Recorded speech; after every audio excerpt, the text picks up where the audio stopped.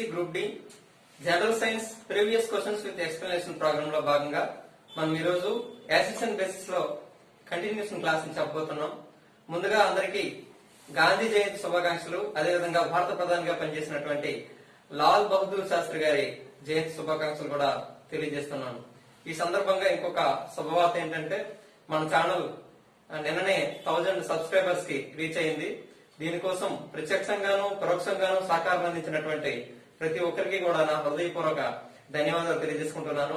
Hyderabad canal institute, అదేవిధంగా ఇక్కడ తిరుపతిలో ఉన్నటువంటి సైన్ AKS IAS academy, Vizag VIMS, ఇంకా విజయనగరం ఆర్ఎస్ రెడ్డి, కాకినాడలో ఉన్నటువంటి బాసరా డిఎస్సి స్టడీ సర్కిల్, ఇంకా విజయనగరం సాలూరు, చిగురుపల్లి, రాజా, శ్రీకాకుళం ఏరియాలో ఉన్నటువంటి నా స్టూడెంట్స్ లో చాలా మంది ఈ ఛానల్లో సబ్స్క్రైబ్ ఉన్నారు. ముందుగా వారందరికీ కూడా నేను నా యొక్క ధన్యవాదాలు తెలియజేసుకుంటున్నాను. ఎందుకంటే విజయానికి ఏదైనా సరే తొలి మెట్టు, ఆ మెట్టుకి కారణమైనటువంటి వారు మీరే. ఎప్పుడు కూడా మీ 1000 మంది సబ్స్క్రైబర్స్ నేను మర్చిపోలేను. తర్వాత ఛానల్ పై స్థాయికి వెళ్ళినప్పటికీ మీ 1000 మంది ఇప్పుడు కూడా నాకు ప్రత్యేకమే. ఓకే, మనం డైరెక్ట్ గా క్లాస్ లోకి వెళ్లే ప్రయత్నం చేద్దాం. ఫస్ట్ బిట్ అమ్మా, the chemical formula of caustic potash అన్నాడు. కాస్టిక్ పొటాష్ యొక్క రసాయన ఫార్ములా ఏది అన్నాడు. కాస్టిక్ పొటాష్ యొక్క రసాయన ఫార్ములా ఏది అన్నాడు. Okay, option A NaOH sodium hydroxide, option B CaOH twice calcium hydroxide, option C NH4OH ammonium hydroxide, option D KOH potassium hydroxide. Okay, KOH ని కాస్టిక్ పొటాష్ అంటారమ్మా. ఓకేనా, KOH ని ఏమంటారు? Caustic potash. అలా కాకుండా NaOH ఇచ్చారనుకోండి, దాన్ని కాస్టిక్ సోడా అంటారు. ఏమంటారు? Caustic soda. ఏమంటారు? Caustic soda. KOH ని కాస్టిక్ పొటాష్ అంటారు, NaOH ని కాస్టిక్ సోడా అంటారు. Okay, next bit. When quicklime is added to the water, quicklime ని నీటికి గాని కలిపినట్లయితే ఏం జరుగుతుంది అన్నాడు. Option A heat is liberated, అంటే ఉష్ణం అనేది విడుదలవుతుంది. Option B heat is absorbed, ఉష్ణం గ్రహించబడుతుంది. ఆప్షన్ సి టెంపరేచర్ డిక్రీజెస్, ఉష్ణోగ్రత తగ్గుతుంది. Option D no heat changes takes place, అంటే హీట్ అనేది మారదు, ఉష్ణం అనేది మారదు అనేటువంటిది దాని అర్థం అన్నమాట. చూడమ్మా, క్విక్లైమ్ అంటే ఏంటో తెలియాలి మనకి. క్విక్లైమ్ అంటే పొడిసొన్నం, CaO అంటాం. కాల్షియం ఆక్సైడ్ ని మనము క్విక్లైమ్ అంటారు. కాల్షియం ఆక్సైడ్ ఏమంటారు? క్విక్లైమ్ అంటారు. ఈ కాల్షియం ఆక్సైడ్ మనము వాటర్ తో కానీ రియాక్ట్ చెందించమనుకోండి, అప్పుడు ఏమొస్తుంది? CaOH twice calcium hydroxide. ఏమొస్తుంది? Calcium hydroxide. దీన్ని మనము మిల్క్ ఆఫ్ లైమ్ అంటారు. Milk of lime. అయితే మనం ఏం చేయాలంటే ఒక బేకర్ లో గానీ ఒక బకెట్ లో గానీ, మనకు అందరం ఇంటికి సున్నాలు వేస్తాం, మనకు తెలిసిందే కదా. ఆ సున్నాన్ని, పొడి సున్నాన్ని తీసుకొని బకెట్ లో వేసి దానికి నీటిని కలిపి మనం కలిపినట్లయితే, కలిపిన తర్వాత ఆ బకెట్ యొక్క అంచు భాగాల దగ్గర మనం చేతులు కానీ వేసినట్లయితే కొంచెం వేడిగా అనిపిస్తుంది. లేదంటే ఒక బేకర్ లో సున్నం వేసి దానికి నీటిని కలిపేసిన తర్వాత CaOH ట్వైస్ ఏర్పడుతుంది కదా, తడి సున్నం అది ఏర్పడుతుంది కదా. ఆ ఏర్పడినప్పుడు ఆ బేకర్ యొక్క అంచు భాగాల వద్ద కానీ నువ్వు చేతులు పెట్టినట్లయితే వేడిగా వెచ్చగా అనిపిస్తుంది అనమాట. అంటే దట్ మీన్స్ అక్కడ హీట్ అనేది ఏమైంది? లిబరేట్ అయింది, ఉష్ణం అనేది విడుదలయ్యింది. ఓకే, అంటే ఏదైనా ఒక రసాయన చర్యలో, ఇది నీ కెమికల్ రియాక్షన్, ఏదైనా ఒక రసాయన చర్యలో ఉష్ణం అనేది విడుదలైంది అనుకోండి, లిబరేట్ అయింది అనుకోండి, దాన్ని ఎక్సోథెర్మిక్ రియాక్షన్ అంటారమ్మా. ఏమంటారు? Exothermic reaction. దట్ మీన్స్ ఉష్ణ మోచక చర్య అంటారు దీన్ని తెలుగులో. ఏమంటారు? ఉష్ణ మోచక చర్య. అంటే any chemical reaction heat is liberated, that reaction is called exothermic reaction. ఏదైనా రసాయన చర్యలో ఉష్ణంగా విడుదలైతే దాన్నే ఉష్ణ మోచక చర్య అంటారు. అలా కాకుండా ఉష్ణం గ్రహించబడింది అనుకోండి, దాన్ని ఎండోథెర్మిక్ రియాక్షన్ అంటారు. ఎండోథెర్మిక్ రియాక్షన్ మీన్స్ ఉష్ణ గ్రాహక చర్య అని అంటారు అనమాట. Okay, endothermic reaction.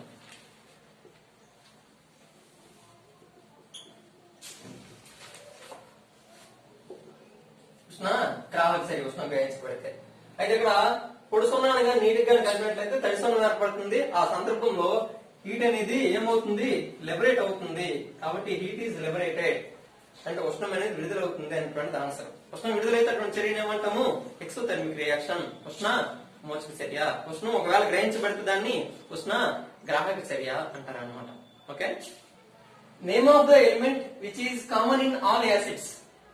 Name of the element which is common in all acids అంటే కింది వాటిలో ఆమ్లాల అన్నింటిలో ఉమ్మడిగా ఉండేది ఏది అని అడిగాడు.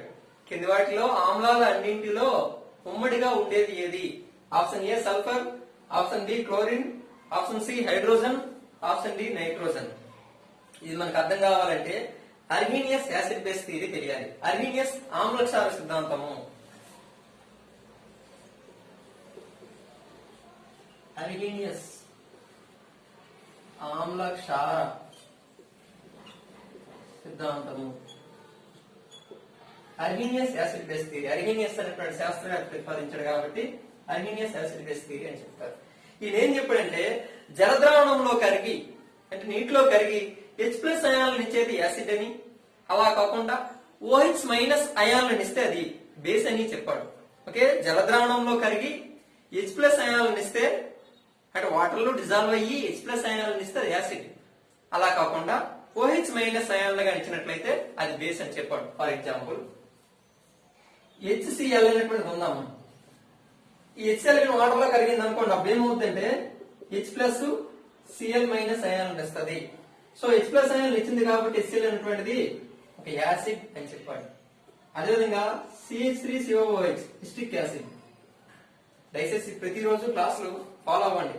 ఇదే ఫస్ట్ వీడియో అనుకున్నటువంటి వాళ్ళు గతంలో జరిగినటువంటి 2 క్లాసులు కూడా ఒకసారి కంప్లీట్ గా చూడండి. అప్పుడు యాసిడ్స్ అండ్ బేసిస్ మీద కంప్లీట్ గా కమాండింగ్ అనేది వస్తుంది. ఓకే, CH3COOH వాటర్ లో డిజాల్వ్ అయింది అనుకున్నప్పుడు ఏమవుతుంది, CH3COO- ప్లస్ H+. అంటే ఇక్కడ కూడా H+ అయాలను ఇచ్చింది కాబట్టి ఎస్టిక్ యాసిడ్ అనేటువంటిది ఒక యాసిడ్. ఈ విధంగా జలద్రావణంలో కలిగి H+ అయాలను ఇస్తే ఏమవుతుంది, యాసిడ్ అవుతుంది. అలా కాకుండా NaOH ఉందనుకోండి, NaOH జలద్రావణంలో కలిగితే ఏమవుతుంది, Na+OH-. OH- ఇచ్చింది కాబట్టి ఇది ఏమవుతుందంటే బేస్ అవుతుంది. అదేవిధంగా KOH పొటాషియం హైడ్రాక్సైడ్, ఇది కూడా ఏమవుతుంది, K+OH-. OH- అయాలు ఇచ్చింది కాబట్టి ఇది కూడా బేస్ అవుతుంది. ఈ మాటలు ఏం చెప్పలేదు, అర్హీనియస్ అనేటువంటి శాస్త్రవేత్త చెప్పాడు ఆ విధంగా. అయితే అర్హీనియస్ ఆమ్లసార సిద్ధాంతంలో కొన్ని డిఫాల్ట్స్ అనేవి ఉన్నాయి. For example silicon dioxide SiO2. Okay, silicon dioxide అనేటువంటిది ఒక యాసిడ్ అన్నమాట. సిలికాన్ డయాక్సైడ్ అంటే ఇసుకే, శాండ్. సిలికాన్ డయాక్సైడ్ అనేటువంటిది ఒక ఆమ్లం. అది నీటిలో కరుగుతుందా, కరగదు.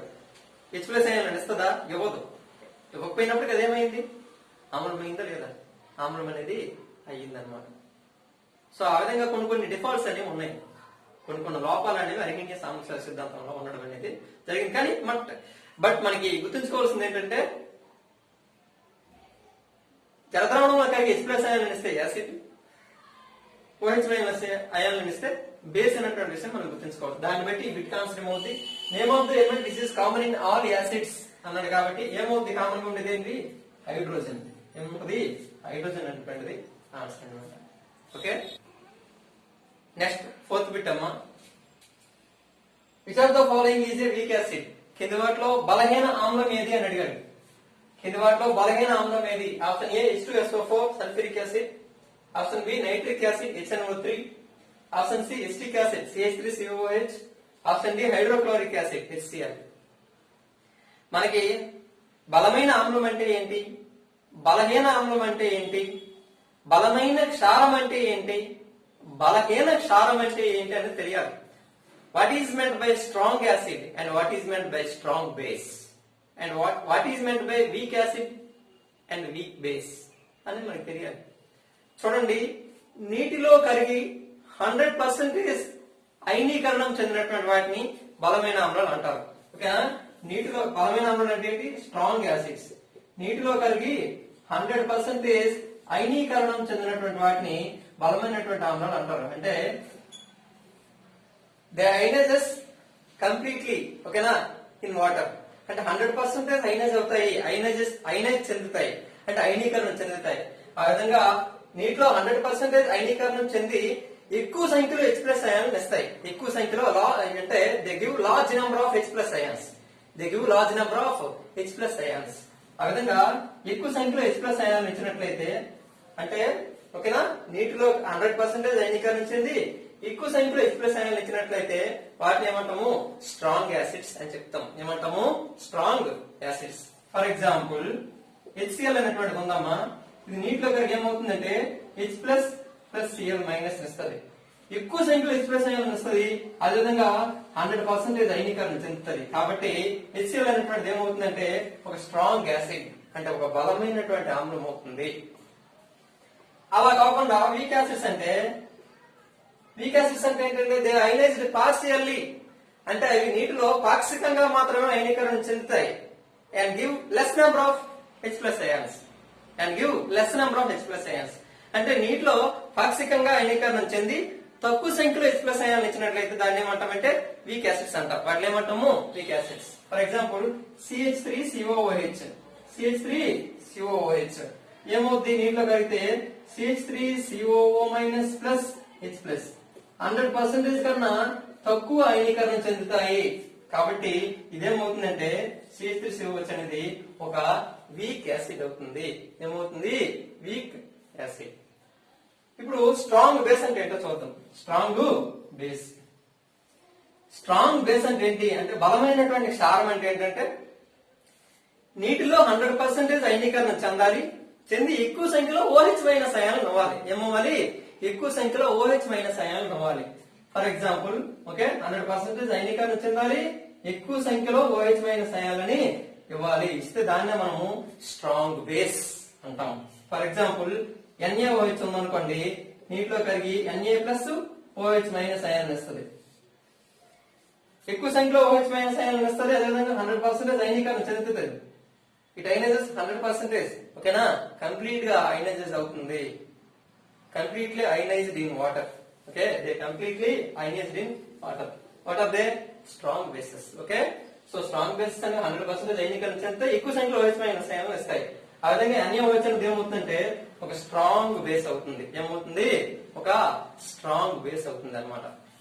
అలా కాకుండా ఒక MgOH ట్వైస్ తీసుకున్నాం అనుకోండి, మెగ్నీషియం హైడ్రాక్సైడ్ గా తీసుకున్నట్లయితే ఏమవుతుందంటే ఎక్కువ సంఖ్యలో అది OH మైనస్ అయాన్లని ఇవ్వదు.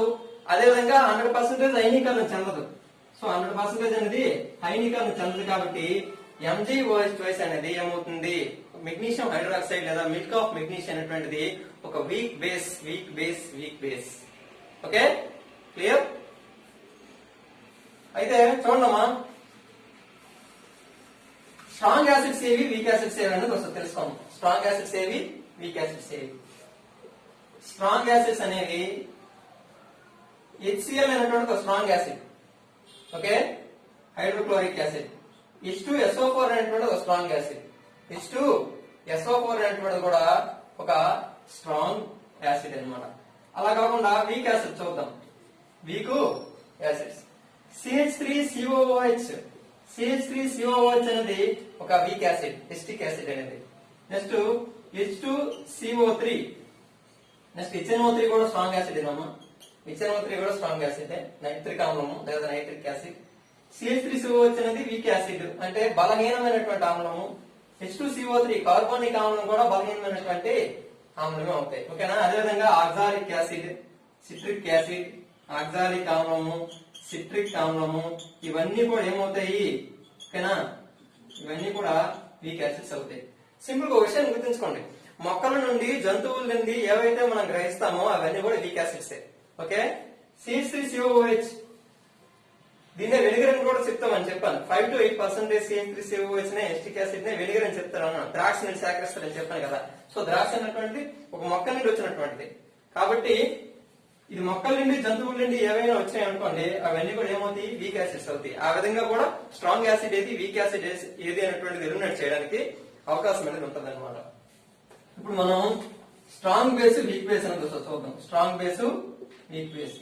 స్ట్రాంగ్ బేసెస్ కనుక చూసుకున్నట్లయితే పొటాషియం హైడ్రాక్సైడ్ అనేటువంటిది ఒక స్ట్రాంగ్ బేస్, NaOH అనేటువంటిది ఒక స్ట్రాంగ్ బేస్ అంటే బలమైనటువంటి క్షారం. వీక్ బేసెస్ చూసినట్లయితే MgOH మెగ్నీషియం హైడ్రాక్సైడ్ అనేటువంటిది ఒక వీక్ బేస్, అదేవిధంగా అమ్మోనియం హైడ్రాక్సైడ్ NH4OH అనేటువంటిది కూడా ఒక వీక్ బేస్. అంటే ఏది స్ట్రాంగ్ ఏది వీక్ అనేది మాత్రం మీరు కంపల్సరీగా గుర్తుపెట్టుకోవాలి. ఓకేనా? అలాగైతే ఒకటి కంపల్సరీగా వస్తుంది. చూడండి, which of the following is A weak acid అన్నాడు. H2SO4 nitric acid, acetic acid, HCl అన్నాడు. ఓకే, H2SO4 అనేటువంటిది స్ట్రాంగ్ యాసిడ్ మనకు తెలుసు, నైట్రిక్ యాసిడ్ అనేది స్ట్రాంగ్ యాసిడ్ మనకు తెలుసు. ఓకే, అదేవిధంగా HCl అనేటువంటిది స్ట్రాంగ్ యాసిడ్. మరి ఏది కాదు? Acetic acid. C3COH అనేది ఒక వీక్ యాసిడ్ అన్నమాట. కాబట్టి ఎస్టిక్ యాసిడ్ అనేటువంటిది ఆన్సర్ అన్నమాట. ఓకేనా? నెక్స్ట్ ఫిఫ్త్ బిట్ అమ్మా. Which of the following is a strong base? కింది వాటిలో బలమైన క్షారం ఏది అన్నాడు. కింది వాటిలో బలమైన క్షారం ఏది? Which of the following is a strong base? Option A ammonium hydroxide NH4OH అన్నమాట. Option B sodium hydroxide NaOH. Option C magnesium hydroxide MgOH and copper hydroxide. Okay, copper hydroxide CuOH అన్నమాట. CuOH. మనకు తెలుసు ammonium hydroxide అనేటువంటిది ఒక weak base అని గత బిట్లో నేను చెప్పడం జరిగింది. NH4OH అనేది ఒక వీక్ బేస్. అదేవిధంగా మెగ్నీషియం హైడ్రాక్సైడ్ అనేది కూడా ఒక వీక్ బేసే. దీన్ని యాంటాసిడ్ గా వాడతారమ్మా. యాంటాసిడ్ అంటే ఆమ్ల విరోధి అంటారు తెలుగులో. ఆమ్ల విరోధి. ఎసిడిటీని తగ్గించడానికి వాడతారు. ఎసిడిటీని తగ్గించడం కోసం వాడతారు అనమాట. ఓకే, యాంటాసిడ్ గా దేని వాడతారంటే మెగ్నీషియం హైడ్రాక్సైడ్ వాడతారని గుర్తుంచుకోండి. నెక్స్ట్ కాపర్ హైడ్రాక్సైడ్, ఇది కూడా ఒక వీక్ బేస్ అమ్మా. స్ట్రాంగ్ ఏమవుద్ది? సోడియం హైడ్రాక్సైడ్ అనేటువంటిది స్ట్రాంగ్ అవుతుంది. ఓకే, గత బిట్లో నేను చెప్పడం జరిగింది, ఒక క్లారిటీ వచ్చి ఉంటుంది ఇప్పటికే. సోడియం హైడ్రాక్సైడ్ అనేటువంటి ఒక స్ట్రాంగ్ బేస్ అన్నమాట. ఇది ఈ రోజుకు సంబంధించినటువంటి యాసిడ్స్ అండ్ బేసిస్ లో ఉన్నటువంటి క్వశ్చన్స్ అండ్ ఎక్స్ప్లెనేషన్. తర్వాత వీడియోలో మనం న్యూట్రలైజేషన్, సాల్ట్స్, pH స్కేల్ గురించి మనం చెప్పుకున్నటువంటి ప్రయత్నం చేద్దాం. నెక్స్ట్ వీడియోతో యాసిడ్స్ అండ్ బేసిస్ కంప్లీట్ అయిపోద్ది. తర్వాత ఫిజిక్స్ లో ఏదైనా ఒక టాపిక్ అనేది స్టార్ట్ చేద్దాం. Okay, thank you for watching this video. ఈ వీడియో కనుక మీకు నచ్చినట్లయితే లైక్ చేయండి, షేర్ చేయండి, ఛానల్ ని సబ్స్క్రైబ్ చేసుకోవడం మాత్రం మర్చిపోకండి. నోటిఫికేషన్స్ కోసం పక్కనే ఉన్న బెల్ ఐకాన్ ని గట్టిగా ప్రెస్ చేయండి. Thank you. Your Venkat sir.